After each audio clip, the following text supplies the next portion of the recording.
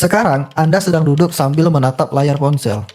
Anda adalah seorang laki-laki yang kemungkinan besar suatu hari nanti akan jadi kepala keluarga. Anak Anda tiba-tiba datang kepada Anda. Dia langsung bertanya, "Ayah, kenapa agama kita harus Islam?" Saat di kondisi seperti itu, jawaban apa yang akan Anda berikan? Apakah Anda sudah siap dan yakin dengan jawaban Anda? Gimana kalau jawaban Anda membuat anak Anda tambah bingung dan memunculkan pertanyaan baru? Atau harus bertanya ke ChatGPT dulu untuk menjawabnya? Begini, anggap Anda adalah seorang warga sipil biasa. Ketika lagi jalan di tengah keramaian, ada seorang konten creator yang Anda sudah kenal. Dia konten wawancara, dan Anda adalah orang yang akan diwawancarainya. Pertanyaannya sama, kenapa agama Anda Islam? Tentu, Anda akan percaya diri menjawab karena Islam adalah agama yang paling benar. Muncul lagi pertanyaan berikutnya, bukankah semua agama mengklaim bahwa agamanya lah yang paling benar? Bagaimana cara Anda membuktikan kebenaran agama Anda? Sekarang begini, bayangkan Anda lahir di negara yang mayoritas penduduknya bukan Muslim. Kemungkinan besar agama Anda hari ini juga bukan Islam. Lalu muncul pertanyaan yang sangat penting. Apakah Islam menjadi benar hanya karena kita terlahir sebagai seorang Muslim? Ataukah Islam memang memiliki alasan yang membuatnya layak untuk diikuti oleh siapa saja, di mana saja dan kapan saja? Jika sampai sekarang belum ada orang yang menanyakan kepada Anda kenapa Anda harus Islam, di video ini Anda sudah mendapatkan pertanyaan tersebut. Sekarang, coba pikirkan jawaban apa yang Anda punya. Mungkin jawabannya adalah karena Islam adalah agama yang paling benar, karena Islam adalah agama yang damai, karena Islam adalah agama yang rahmatan lil alamin, karena Islam adalah agama yang masuk akal, karena Islam adalah agama sejak lahir, alias karena orang tua, dan jawaban lain-lainnya. Saya tidak ingin membenarkan atau menyalahkan jawaban tersebut, tapi kebanyakan orang menjalani Islam karena ikut orang tua. Sholat karena diajarkan, puasa karena terbiasa, mengaji karena disuruh. Kesimpulan sementaranya adalah, selama ini kita beragama hanya mengikuti tanpa benar-benar memahami. Apa pentingnya kita menjawab pertanyaan itu? Pertanyaan kenapa harus Islam? Kalaupun Anda bertanya, kita bisa menjelaskan sambil lihat Google. Kalaupun ada orang random yang bertanya, tinggal bilang, "Saya bukan ustadz, yang saya yakini Islam adalah agama yang paling benar." Kalau mau jawaban yang lebih mendasar, tanyakan saja sama ustadz. Yang penting saat ini aku punya agama yang menurut keyakinan saya agama Islam akan mengantarkan pengikutnya ke surga. Berarti pertanyaan ini nggak penting? Tidak juga, ini pertanyaan yang sangat dan teramat penting. Biasanya pertanyaan ini hanya ditanyakan kepada para mu'alaf. Kalau boleh tahu, kenapa pindah agama Islam? Baru mu'alaf jelasin alasannya kenapa. Ada yang alasannya karena mau nikah, ada alasannya karena Islam rahmatan lil alamin, ada juga yang alasannya merasa damai dengan agama Islam, ada pula yang alasannya karena sudah membuktikan kebenaran Islam. Macam-macam jawaban yang dikemukakan para mu'alaf. Mereka punya alasan kenapa memeluk agama Islam. Sekarang gimana dengan kita? Apakah kita perlu menjawab pertanyaan kenapa harus Islam? Kalau menurut keyakinan saya, ini sangat perlu. Kenapa? Karena pertanyaan inilah yang akan membentuk akidah kita. Maksudnya seperti apa? Dari kecil kita belajar Islam. Selalu dimulai dengan apa dan bagaimana. Apa itu Islam? Apa itu sholat? Apa itu puasa? Bagaimana cara sholat? Bagaimana cara puasa? Bagaimana cara haji?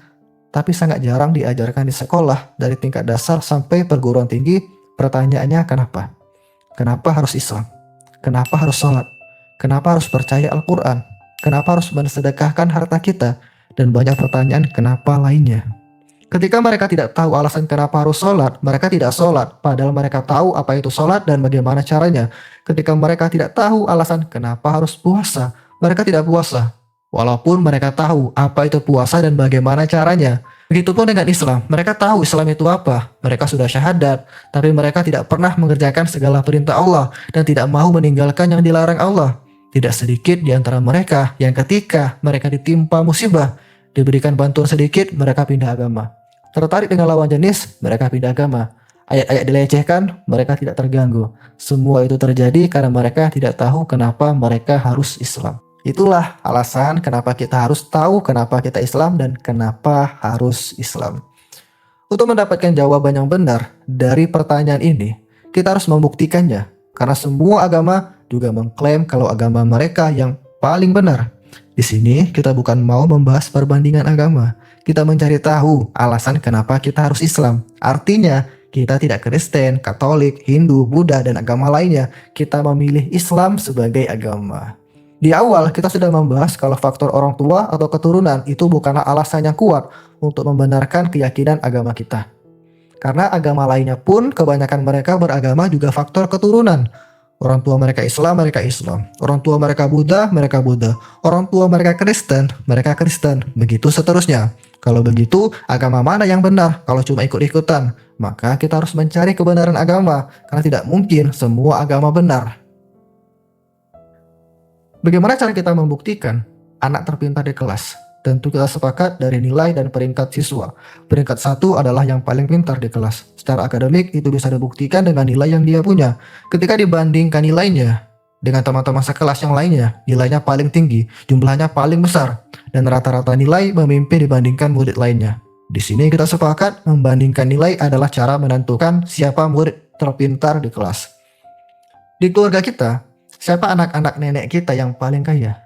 Apakah orang tua kita termasuk salah satunya?